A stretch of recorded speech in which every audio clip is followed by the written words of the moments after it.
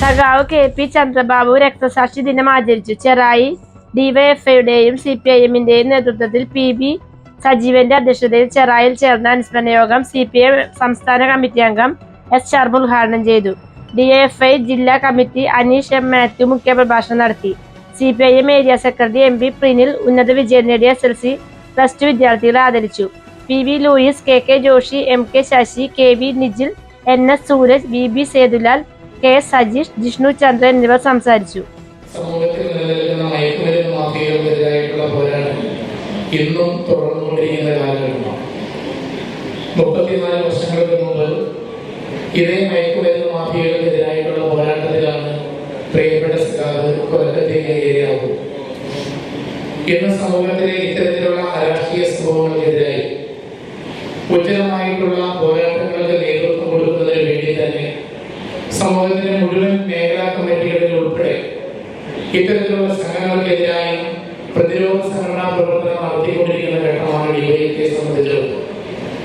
രാജ്യത്ത് ഇത്തരത്തിലുള്ള അരാഷ്ട്രീയവാദികൾക്കും മയക്കുമരുന്ന് സംഘടനകൾക്കും പ്രേരകശക്തിയായി തീരുന്നത് എന്ന് പറയുന്നത് തന്നെ ഈ രാജ്യത്ത് നിലനിൽക്കുന്ന ചില സംഘടിത പ്രവർത്തനങ്ങളുടെ ഭാഗമാണ്. നമുക്കറിയാം, ഏത് പ്രദേശത്ത് എടുത്തു നോക്കിക്കഴിഞ്ഞാൽ ഇന്ന് നമ്മുടെ ചെറുപ്പത്തെ ഏറ്റവും അധികമായി കാർന്നു തിരുന്നതാണ് മയക്കുമരുന്ന് എന്ന് പറയുന്നത്.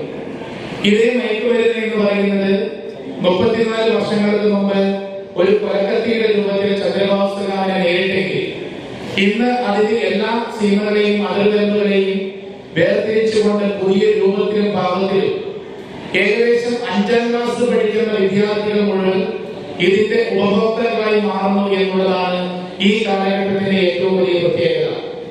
ഇതിനെ ചെറുത്തു തോൽപ്പിക്കാൻ വേണ്ടി സാധിക്കുക എന്ന് പറയുന്നത് നമ്മുടെ കുടുംബത്തിൽ നിന്ന് തന്നെ ഇതിനെതിരായിട്ടുള്ള പോരാട്ടം കടന്നു വരേണ്ടത് ഈ കാലഘട്ടത്തിന്റെ അനിവാര്യതയാണ്.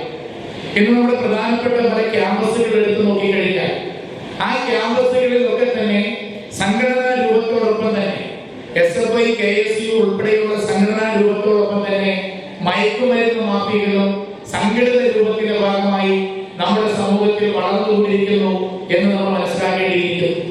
അതിനെതിരായിട്ടുള്ള ശക്തമായ പോരാട്ടത്തിന്റെ ഭാഗമായാണ് കഴിഞ്ഞ 1 വർഷക്കാലത്തെ ഡിവൈഎഫ്ഐയുടെ മുദ്രാവാക്യം തന്നെ ലഹരിയാവാം കളിയിടങ്ങളോട് എന്ന മുദ്രാവാക്യം ഉയർത്തിപ്പിടിച്ചുകൊണ്ടാണ് ഇത്തരത്തിലുള്ള സംഘടിത നീക്കങ്ങൾക്കെതിരായി ഡിവൈഎഫ്ഐ പൊതുസമൂഹത്തിന് മുന്നിലേക്ക് ഇറങ്ങി വന്നത്.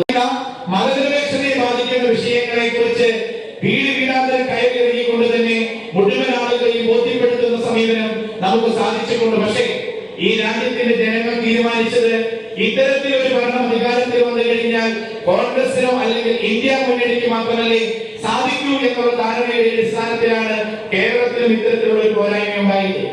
നമുക്കതിനകത്ത് മറ്റൊരു തരത്തിലേക്ക് ജനജീവൻ എല്ലാ കാലത്തും ഇതാണ് എന്ന് ചിന്തിക്കേണ്ട കാര്യമില്ല.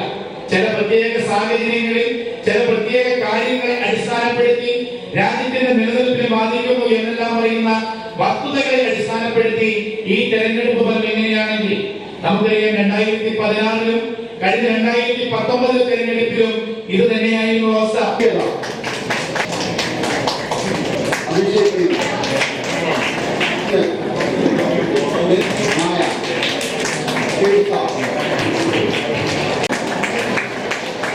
ന്യൂസുകൾ ഈ ചാനൽ ഷെയർ ചെയ്യുക, സബ്സ്ക്രൈബ് ചെയ്യാൻ